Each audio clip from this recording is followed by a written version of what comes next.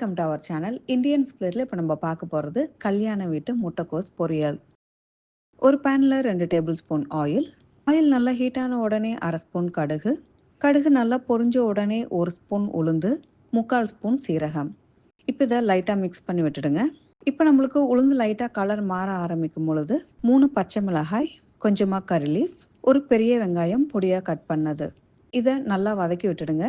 நம்மளுக்கு ஆனியன் நல்லா சுருங்கி வர ஆரம்பிக்கணும், அது வரைக்கும் வதக்கிடுங்க. நம்மளுக்கு ஆனியன் கலர் மாறணும் அப்படிங்கிற அவசியம் இல்லை.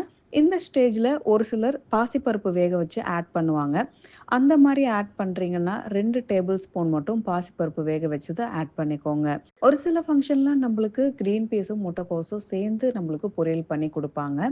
அந்த மாதிரி நீங்கள் க்ரீன் பீஸ் சேர்த்துற மாதிரி இருந்தாலும் இந்த ஸ்டேஜ்லேயே நீங்கள் ஒரு 3 டேபிள் ஸ்பூன் க்ரீன் பீஸ் நீங்கள் சேர்த்துக்கலாம். நான் இன்றைக்கி அது எதுவுமே சேர்த்தாம வெறும் கேபேஜ் மட்டுமே வச்சு பண்ணுறேன். இதுவும் உங்களுக்கு ரொம்ப டேஸ்ட்டாக இருக்கும். ஆனியன் நம்மளுக்கு நல்லா குக் ஆகிடுச்சு. இப்போ கட் பண்ணி வச்சுருக்கிற கேபேஜ் இதில் சேர்த்துக்கலாம். இன்றைக்கி ஒரு மீடியம் சைஸ் கேபேஜ் நான் நல்லா பொடியாக கட் பண்ணி எடுத்திருக்கேன். இப்போ இந்த கேபேஜ்க்கு தேவையான 1 ஸ்பூன் உப்பு, அரை ஸ்பூன் மஞ்சத்தூள். மஞ்சத்தூள் ஆப்ஷனல் தான். உங்களுக்கு லைட்டாக எல்லோ கலர் வேணும் அப்படின்னா நீங்கள் மஞ்சத்தூள் சேர்த்துக்கலாம். இல்லை ஒயிட் கலராக தான் இருக்கணும் அப்படின்னா நீங்கள் இதை அவாய்ட் பண்ணிவிடுங்க.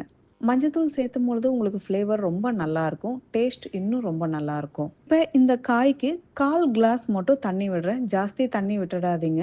வெறுமனே 1/4 கிளாஸ் மட்டும் சேர்த்தா போதும். முடிஞ்சால் 2 கைப்பிடி நீங்கள் தண்ணி தெளித்து கூட விட்டுடுங்க.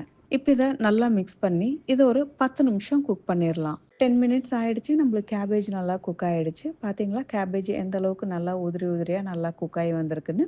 இப்போ இந்த ஸ்டேஜில் ஒரு கைப்பிடி தேங்காய் துருவல் நம்ம சேர்த்துக்கலாம். இதையும் நல்லா மிக்ஸ் பண்ணி விட்டுடுங்க. இப்போ இதை ஒரு அரை நிமிஷம் மட்டும் மூடி போட்டு மூடி வைக்கலாம். அரை நிமிஷம் ஆயிடுச்சு. இப்போ நம்மளுக்கு மிகவும் சுவையான கல்யாண வீட்டு முட்டைக்கோஸ் பொரியல் ரெடி. கண்டிப்பாக நீங்களும் இதை உங்கள் வீட்டில் ட்ரை பண்ணி பார்த்துட்டு எப்படி இருக்குது அப்படிங்கிற உங்களோட ஃபீட்பேக் எங்களுக்கு கமெண்ட்ஸில் கொடுங்க. மீண்டும் உங்கள் எல்லாரையும் அடுத்த வீடியோவில் சந்திக்கிறேன். நன்றி, வணக்கம்.